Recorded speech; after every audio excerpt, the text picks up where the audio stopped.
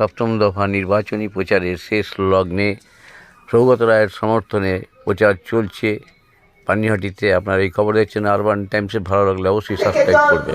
পরিশোধিত জল আজকে পৌঁছাচ্ছে। আপনারা সবাই জানেন শীতকালে 6 মাস যখন বৃষ্টি হয় না, এক ফাল্গুন মাসে জলের একটা ক্রাইসিস হয়। এটা ভৌগোলিক কারণ, এটা কোনো ইচ্ছাকৃত কারণ হয় না, এটা কোনো সাইন্টিফিক কারণ, এটা ভৌগোলিক কারণ। জল থাকে না মাটি। তারপরেও নির্মল ঘোষ তিনি দরবার করেছেন তার নেত্রীর কাছে যে আমার এই একটা জলের প্রকল্পে আমার সারা পানিহাটিকে জল দিতে পারছি না। কারণ পানিহাটিতে দিনে দিনে উন্নয়ন দেখে আজকে দেখুন স্টেশন রোডে এমন কোন কোম্পানি নেই, আমাদের সোদপুরে নেই এমন কোন খাবারের দোকানের নাম যারা আজকে খেতে গেলে আপনাদের হয় পার্ক স্ট্রিটে যেতে হতো, কলকাতা যেতে হতো, সেগুলো আজকে প্রত্যেকটা আমাদের সোদপুর স্টেশন রোডে জল জল করছে। তাই তো বলি, তাই জন্যই তো তিনি উপকার। সোদপুর স্টেশন রোডে জল দাঁড়ায় না। পানিহাটির উন্নয়ন, পানিহাটির যে সমস্ত মানুষের কাছে আপনারা 1 জুন লক্ষ্মীর ভান্ডারের জন্য ভোট দিন, 1 জুন স্বাস্থ্য সাথীর জন্য ভোট দিন, 1 জুন মমতা বন্দ্যোপাধ্যায়কে সারা বাংলা দিয়েছিল ডাক, মমতা বন্দ্যোপাধ্যায় রাইটার্সে ডাক। আজকে সারা ভারতবর্ষ দিচ্ছে ডাক, মমতা বন্দ্যোপাধ্যায় দিল্লি যাক। আজকে সারা ভারতবর্ষ দিচ্ছে ডাক, মমতা বন্দ্যোপাধ্যায় দিল্লি যাক। জয় হিন্দ, বন্দে মাতরম। তৃণমূল কংগ্রেস জিন্দাবাদ, মমতা বন্দ্যোপাধ্যায় জিন্দাবাদ, অভিষেক ব্যানার্জি জিন্দাবাদ, নির্মল ঘোষ জিন্দাবাদ। বহু বছর থেকে পানিহাটিতে রাজনীতি করছি। যিনি 50 বছর ধরে পানিহাটিকে সুরক্ষিত রেখেছেন, আমাদের সকলের প্রিয় পানিহাটির ভূমিপুত্র নির্মল ঘোষ আমাদের মধ্যে উপস্থিত হয়েছেন। তার আগে বলে রাখি, ইতিমধ্যেই সুখদেব গাঙ্গুলি আমাদের আরেকজন অভিভাবক মঞ্চে উপস্থিত হয়েছেন। আপনার আমার ঘরের ছেলে নির্মল ঘোষ আপনাদের সামনে এখন বক্তব্য রাখবেন। সঞ্চালক ভাই হিমাংশু, আমাদের চেয়ারম্যান কাউন্সিল পানিহাটি পৌরসভার কাজের ছিলেন, অত্যন্ত দরদ দিয়ে যখন দাঁড়ায় যেখানে দাঁড়ায় যেতে, আর ওর কাজ হচ্ছে মানুষের কাজ। সেই কাজেই আমাদেরও উদ্বুদ্ধ করেছে। ও বলছিল পেছনে হেলথ সেন্টার। আমি মমতা ব্যানার্জি আসার পর আমরা 12টা হেলথ সেন্টার তৈরি করেছি, যা এই হোসেনপুর বিদ্যাসাগর ক্রীড়াঙ্গনে ঢুকতেই সামনে বিনা পয়সায় ওষুধ, আর বিনা পয়সায় ডাক্তার, বিনা পয়সায় চিকিৎসা। আমি আপনাদের কাছে যখন বক্তব্য রাখতে এসেছি, আমার প্রিয় বন্ধুবর সুখদেব গাঙ্গুলি টপিটা আমার সঙ্গে আছে, নতুন একমাত্র শিষ্য হিমাংশু, নতুন আছে দীপক আছে, মশাই আছে, আমাদের মহিলা নেতৃত্ব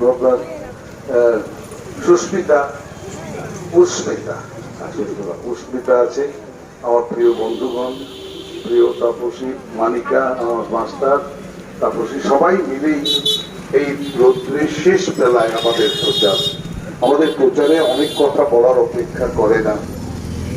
সিপিএম 34 বছর পশ্চিমবাংলার সরকারে ছিল, যদুবাবু ছিলেন, বুদ্ধদেব বাবু ছিলেন। একটা হেলথ সেন্টার দেখেছেন তৈরি করতে পারেনি। রাস্তা দেখুন, আদর্শনগর দুটো স্কুল পার করে গেছে। আদর্শ স্কুলটা দেখেছেন, এখন আগরপাড়ার গর্ব, প্রায় 2000 ছেলে মেয়ে। এখন দেখলে মনে হয় একটা কলেজ হয়ে গেছে। আমি এখানে ছোটবেলায় আসতাম, প্রধান শিক্ষক হরেন্দ্রনাথ চট্টোপাধ্যায়, তার কাছে শিখতে আসতাম গান্ধী নেহেরুবাদ, সমাজবাদ শিখতে আসতাম। উনি আমাকে সন্তান রূপে স্নেহ করতেন। সেই শিক্ষা আজকে এই যে স্টেশন থেকে যে রাস্তাটা কংক্রিটের রাস্তা, আমারও কষ্ট হয়। বর্তমানে এই 60 লক্ষ টাকা খরচা করে রাস্তা তৈরি হলো, কেটে দিয়েছি। কিন্তু জানেন, ভালো কাজ করতে গেলে, বড় কাজ করতে গেলে, পড়াশোনা করে বড় হতে গেলে কষ্ট করতে হয়। আজকে পিবি ঘাট রোড, আগরপাড়ার গঙ্গার ঘাট থেকে আরেকটি জল প্রকল্প আমাদের পানিহাটিতে তৈরি হচ্ছে, যার অর্ধেকটা 8 মেগা গ্যালন আমরা পাবো। ওখান থেকে সিগারেট কলের পাশ থেকে নীলগঞ্জ রোড হয়ে সোদপুর যাবে এবং 155 কোটি টাকা খরচ হবে। আপনারা জেনে খুশি হবেন যে পাইপের কাজ প্রায় শুরু হয়ে গিয়ে শেষের দিকে। এবার প্লান্ট তৈরি, জল যেখানে পরিশোধিত হবে সেটাই নির্বাচনের পর সোদপুরে ঠাকুর কর্নার রেডিমেড সেন্টারের পেছনে শ্রীনিকেতনের সামনে ওয়াটার পেছনে শুরু হবে। মমতা মানেই উন্নয়ন, মমতা মানেই দেশ সেবা, মমতা মানেই দেশে শান্তি। আজকে আগরপাড়াতে দেখুন সিপিএম এখানে ফ্ল্যাগ লাগায়, বক্তৃতা দেয়, গালাগাল আমাকে যত দেবে আমার তত সামনের দরজা ফাঁকা হবে যাতে আমি লক্ষ্যস্থলে পৌঁছতে পারি। দুঃখ হয়, কষ্ট হয়, স্বাধীনতা পরিচিত সিপিএম বা কমিউনিস্টের কোনো প্রতিনিধি আমার পশ্চিমবঙ্গ বিধানসভায় নেই। দুঃখের বিষয় ভারতবর্ষেও নেই। এই জ্বালা, এই কষ্ট আমি জানি না, গণতন্ত্রের হলে এই কষ্ট নিশ্চয়ই মার্ক্সবাদী কমিউনিস্ট পার্টি বা কমিউনিস্ট পার্টির আছে। কেন তারা তাদের মমতা ব্যানার্জিকে হারাতে গিয়ে নিজের নাক কেটে বাম আর রাম গত 2019 ভোটে এক হয়ে গিয়েছিল। ওই কি রাজা এসব রাজা প্রভাব ভোট দিলে বলে দেখ কমরেড মমতারা হারাই দিল, সিপিএমের ভোট বিজেপিকে দিয়া দেয়। এখন বুঝতে আছে খেলা সামলা, খেলা সামলা, কারণ নিজের ঘর উজাড় হয়ে গেছে। মমতা ওই যে মোদী বলেছিল না, এস পার 200 পার, মমতা 216, আর ওরা সেই হামাগুড়ি দিচ্ছে পেছনে। ভারতবর্ষে এবার এই নির্বাচনের আগে আমরা খালি বলছি সিপিএম 34 বছর সরকারে ছিল, কিছু করতে পারেনি, ভালো রাস্তা তৈরি করতে পারেনি, একটা স্কুল তৈরি করতে পারেনি, মানুষকে পানীয় জল দিতে পারেনি, খাদ্য রেশন দিতে পারেনি, কন্যাশ্রী দিতে পারেনি, শিক্ষাশ্রী দিতে পারেনি, স্বাস্থ্য সাথী দিতে পারেনি, কিছুই দিতে পারেনি। কলকারখানা স্তব্ধ, চারিদিকে হিংসা বিদ্বেষ, পশ্চিমবাংলা বিধ্বস্ত হয়েছিল। বেকারের রাজ্য পশ্চিমবাংলা, অন্ধাত্মের রাজনীতি পশ্চিমবাংলায়, কৃষকের উপরে আক্রমণকারী পশ্চিমবাংলা। আজকে সেই পশ্চিমবাংলা মমতা ব্যানার্জির নেতৃত্বে আজকে উন্নয়নে ভরা। যেদিকে দেখবেন কলেজ তৈরি হচ্ছে 250টি, প্রায় 52টি কলেজ, নতুন কলেজ সৃষ্টি হয়েছে। 27টি বিশ্ববিদ্যালয় তৈরি করছে এই 11-12 বছরে, এবং 45টি সুপার স্পেশালিটি হাসপাতাল তৈরি হচ্ছে। আমিও পিছিয়ে রাখিনি পানিহাটিকে। পানিহাটি স্টেট জেনারেল হাসপাতাল যান, 15টা বিভাগীয় ডাক্তার, সব থেকে বড় এমপি ডাক্তার আমি নিয়ে এসেছি। পানিহাটি হাসপাতালে গেলে মনে হবে যে সত্যি সত্যি আমি একটি হাসপাতালে এসেছি। 70 লক্ষ টাকা দিয়েছে ওই আউটডোরকে নতুন করে গড়ে তুলেছি। পানিহাটি উন্নয়নের পানিহাটি, কিন্তু আফসোস যে সিপিএম কিছু করতে পারেনি।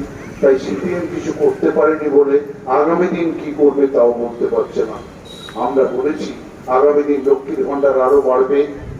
আমরা বলেছি, আমাদের মমতা ব্যানার্জি বলেছে ভারতে নতুন সরকার গড়লে আমরা 10টা করে বিনা পয়সার সিলিন্ডার প্রত্যেক পরিবারকে দেব। মমতা ব্যানার্জি বলেছেন তিনি যে 68টা পরিকল্পনা গল্প সামাজিক বিবর্তনের জন্য আছে তাকে সারা ভারতবর্ষে থেকে বিস্তৃত করবে। তাই সিপিএম 34 বছরে কিছু করতে পারেনি, 42 বছর পৌরসভায় ছিল, কিছু করতে পারেনি। এবারও নির্বাচনে শুধু তৃণমূলকে চোর বলা ছাড়া, মমতাকে চোর বলা ছাড়া তাদের কাছে বাংলার উন্নয়নে, পানিহাটির উন্নয়নের কোনো কথা এদের নেই। আমি তাই সিপিএম এই নির্বাচনে প্রাসঙ্গিক নয়, সিপিএম এই নির্বাচনে ভারতবর্ষে প্রাসঙ্গিক নয়। কারণ আমাদের 42টা সিট, আমরা 42টায় লড়াই করছি। আমরা 30 থেকে 35টি সিট নিয়ে আমরা ভারতবর্ষে তৃতীয় শক্তি হিসাবে গড়ে তুলব। মমতা হবে নতুন সরকার, মোদীকে সরিয়ে ভারতবর্ষে যে নতুন সরকার হবে তার সঞ্চালিকা হবে মমতা। আর প্রতাপ সৌগতরায় 3 বার জিতেছে, তিনি 3 বার ভারতবর্ষের শ্রেষ্ঠ সাংসদ হয়েছে। দারিদ্রতার বিরুদ্ধে, বেকারিত্বের বিরুদ্ধে, শিক্ষার জন্য, ভারতবর্ষের শিল্পায়নে, ভারতবর্ষের কৃষ্টি সংস্কৃতি রক্ষায়, ভারতবর্ষকে উন্নত ভারতবর্ষ করার পথ দেখিয়েছে অধ্যাপক সৌগত রায়। আর বিজেপির যে অত্যাচার, বিজেপির যে সর্বগ্রাহী যে নীতি, বিজেপির ভারতবর্ষের গণতন্ত্রকে ভেঙে স্বাধীনতার যে মানুষ স্বাধীনতা পেয়েছে 47 সালে 15ই আগস্ট, সেই স্বাধীনতাকে পদদলিত করে আজকে তারা বলতে পারছে না কি করেছে এবং আগামী দিন কি করবে। বিশ্বাস করুন, সিপিএমও বলতে পারছে না আগামী দিন কি করবে। বিজেপি তো বলতে পারেনি। ওরা বলেছিল 2 কোটি লোকের চাকরি দেয়নি, ওরা বলেছিল 15 থেকে 20 লক্ষ টাকা প্রত্যেককে অ্যাকাউন্টে দেবে, দিতে পারেনি। ওরা বলেছিল কৃষকের আয় দ্বিগুণ করব এবং মিনিমাম সাপোর্ট প্রাইস কৃষককে দেব, করতে পারেনি। ওরা বলেছিল ভারতবর্ষের গণতন্ত্রের বুনিয়াদটাকে গরিব মানুষের জন্য, পিছিয়ে পড়া মানুষের জন্য, সংগ্রামী মানুষের জন্য, কৃষক শ্রমিকের জন্য, বেকার যুবকদের জন্য গণতন্ত্রকে শক্তিশালী করবে। আজকে দুঃখের বিষয়, সমস্ত জাতীয় সম্পদ ব্যাংক বলুন ধীরে ধীরে বড় লোকদের হাতে দিচ্ছে। রেলের সরঞ্জাম তৈরি সমস্ত কারখানাগুলো আম্বানি আদানির কাছে দিচ্ছে। বিক্রি করেছেন আপনি, লোহার খনি বিক্রি করেছেন, ভারতবর্ষের নবরত্ন কারখানাগুলো বিক্রি করেছেন, LIC কে বিক্রি করেছেন। কত টাকা সরকার বিজেপি নিয়েছে, কোন দল কত টাকা নিয়েছে? মোদী বলল এটা সম্ভব নয়, মানুষকে জানানো যাবে না। ভারতবর্ষের chief justice of India state bank of ইন্ডিয়াকে ডাকলো, এমপি কে ডেকে বলছে হয় আপনি সত্যি কথা বলুন আর তা না হলে আমি আপনাকে জেলখানায় পাঠিয়ে দেবো। তিনি বললেন 4 মাস সময় লাগবে। চিফ জাস্টিস বললেন 4 দিনের মধ্যে আপনি নির্বাচন কমিশনকে কত টাকা রাজনৈতিক দল হিসেবে কে নিয়েছে তার নাম, কে দিয়েছে তার নাম। ভারতবর্ষে বিজেপির মুখ কালো করে দিয়েছে, বিজেপির সততাকে ভেঙে গুড়িয়ে দিয়ে ভারতবর্ষের সব থেকে বড় চোর বিজেপি এবং তাদের নেতা হচ্ছে মোদীজি, মোদীজি, মোদীজি। তাই আজকে সততার গল্প ভারতবর্ষের মানুষ দিচ্ছে না। মমতা আওয়াজ তুলেছে বিজেপিকে সরিয়ে ভারতবর্ষের নতুন সরকার দিন, যেই সরকার ভারতবর্ষের গণতন্ত্রকে রক্ষা করবে, মানুষের স্বাধীনতাকে রক্ষা করবে, কৃষকের সংগ্রামকে রক্ষা করবে, কৃষককে রক্ষা করবে, শ্রমিককে রক্ষা করবে, ভারতবর্ষে শিল্পায়ন করবে, গরিব মানুষ বাঁচার স্বপ্ন দেখাবে গরিব মানুষকে। সেই সরকার গঠন, যার নাম ইন্ডিয়া, ইন্ডিয়া, ইন্ডিয়া। তাই মমতা ব্যানার্জি বলছেন, বিহার বলছে, উত্তরপ্রদেশ বলছে, ঝাড়খণ্ড বলছে, হরিয়ানা বলছে, পাঞ্জাব বলছে, মধ্যপ্রদেশ বলছে, গুজরাট বলছে, সারা ভারতবর্ষ বলছে, দক্ষিণ ভারত কেরল থেকে কর্ণাটক সমস্ত রাজ্য বলছে বিজেপিকে সরিয়ে নতুন সরকার, নতুন সরকার এসব আমরা তৈরি করি। আপনারা মনে রাখবেন, বিজেপি 10 বছরে কিছু করতে পারেনি, আগামী 20 বছরও তারা কিছু করতে পারবে না। যদি কিছু করতে পারে, ভারতবর্ষের যে রাষ্ট্রীয় সম্পত্তি, জাতীয় সম্পত্তি তা তারা বিক্রি করে দেবে। তাই আপনাদের কাছে আমাদের নিবেদন, সবাই মিলে জোড়া ফুল, সবাই মিলে জোড়া ফুল, সবাই মিলে জোড়া ফুল, সবাই মিলে অধ্যাপক সৌগত রায়কে বিপুল ভোটে জয়ী করে ভারতবর্ষে পাঠান। যে নতুন সরকার হবে, মমতা ব্যানার্জি হবে এই সরকারের সঞ্চালিকা শক্তি, আর অধ্যাপক সৌগত রায় ভারতবর্ষে উন্নয়নের দায়িত্ব নেবে। 3 বার ভোট দিয়েছেন, আশীর্বাদ করেছেন, ভারতবর্ষের শ্রেষ্ঠ সংসদ হয়েছে। এবারের সব থেকে বেশি ভোটে পানিহাটিতে রেকর্ড মার্জিনে জিতিয়ে ভারতবর্ষের উন্নয়নের দায়িত্ব অধ্যাপক সৌগত রায়কে দিন। এবং বিজেপিকে এই যে সংবিধানকে ভেঙে দিয়ে এক না একতন্ত্র সাম্রাজ্যবাদী শক্তির কাছে আত্মসমর্পণ করেছে, সাম্রাজ্যবাদ আবার প্রতিষ্ঠা করছে রাজতন্ত্রের নামে। এর থেকে ভারতের 140 কোটি দেশের মানুষকে রক্ষা করার দায়িত্ব আপনাদের। আসুন সবাই মিলে নতুন সরকার করি, ভারতবর্ষে ইন্ডিয়া জোটের সরকার করি, সবাই মিলে আসুন। এই একতা আমাদের লক্ষ্য, ঐক্য আমাদের লক্ষ্য, শান্তি আমাদের লক্ষ্য, প্রগতি আমাদের লক্ষ্য। আর বিজেপি বলছে, মোদীকে সবাই জিজ্ঞেস করছে, মোদীরা আপনাকে তো এত ভোট দিলাম, এত বেশি সাংসদ নিয়ে আপনি ভারতবর্ষ এলেন, আপনি কিছু করতে পারবেন না? বলে কেন?